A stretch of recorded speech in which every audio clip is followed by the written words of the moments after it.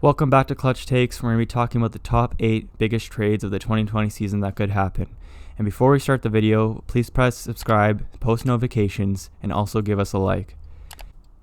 We're going to try and get to a goal this video to get 15 likes. That's not too hard, and I hope you guys can help us out in that. I hope you guys enjoy the video. The first trade we're going to be talking about is Myles Turner going to the Charlotte Hornets. Why Myles Turner might be traded is because there's rumors that Sabonis and Turner does not play well together. And obviously Sabonis might be the better option since he could be the better player right now. Myles Turner could be a good fit with the Charlotte Hornets since they need a big down the middle that can block some shots.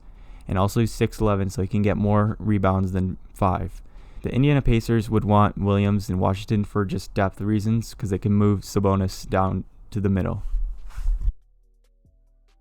For the next trade, we believe that Gallinari will be going to the Miami Heat along with Terrence Ferguson, and going to the Oklahoma City Thunder will be Justice Winslow and Dion Waiters.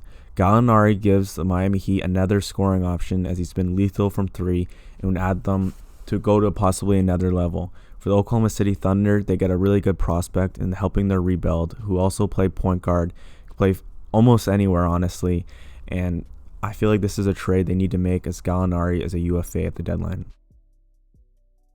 Another potential trade we've already talked about in another video, but the package will be Hardaway Jr. and Jackson for Kevin Love.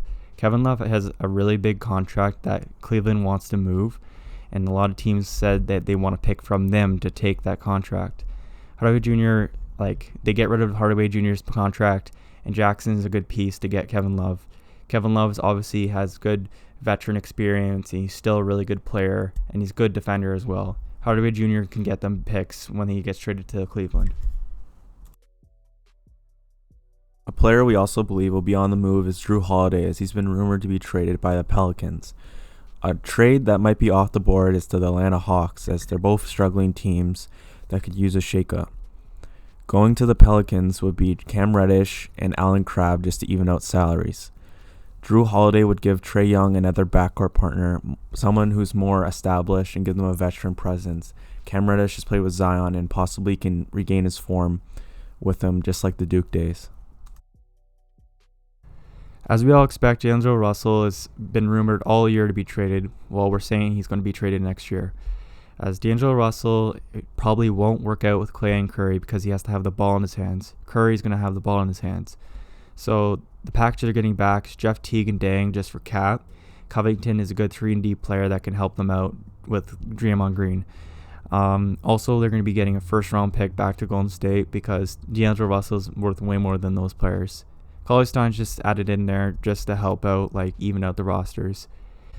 Why it makes sense for Minnesota to trade for DAngelo Russell is because they've been looking for the point guard for a long time, and DAngelo Russell's young, and also this would make Cat happy because he's come out and he said he doesn't like the direction of the team. Just over a year later, DeMar DeRozan is on the move again, as the San Antonio Spurs are not a competitive team, and the Magic are trying to make a statement as they signed Vucevic to an extension, so it obviously indicates that they want to compete. Going the other way would be Fournier and Mo Bamba. Fournier just to even it out for the shooting guard, and Mo Bamba getting a chance to play in San Antonio as he's blocked by Vucevic and never gets a chance to play. DeRozan makes sense for the Magic as they're a great defensive team and shut teams down, but they don't have a scorer to take over games, and DeRozan, given the offense, can do that as he's shown in Toronto. Another trade that could happen in the next year is Drummond, as he might be dealt in the trade deadline as he's a UFA this summer. Galloway and Drummond going to the Celtics, as Galloway is a good young shooting guard, and Drummond, obviously, Celtics really need a rim protector, and they also need a rebounder. Drummond's the best rebounder of this decade.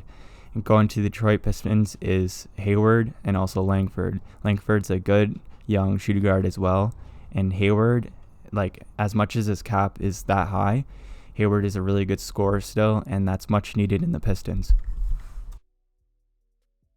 The last trade, the reason why you guys clicked on this video to begin with, Bradley Beal will be traded to the Denver Nuggets. Yes, I said it, and I believe it's a bold prediction that will become true. The Denver Nuggets are a team that's one piece away, as they have Jamal Murray and Nikola Jokic already there as a young core, but they need one last piece to be a true championship team, and I feel like Bradley Beal is that piece. The reason why the Washington Wizards trade Beal is because they're not good enough, and they're always going to be mediocre with Beal. So they get 3 young pieces, and Gary Harris, Michael Porter Jr., and Malik Beasley. This sets the rebuild into full motion, has a lot of potential, as Michael Porter Jr., before his back injury, was said to be the best player in the draft. So if they can get that out of him, that would be amazing. And I honestly feel like this is a trade that works out for both sides in the long run, and I feel like it just needs to be done. That'll be the end of the video. Hope you guys liked it. And again, we're going to try and get to 15 likes, and we need your guys' help.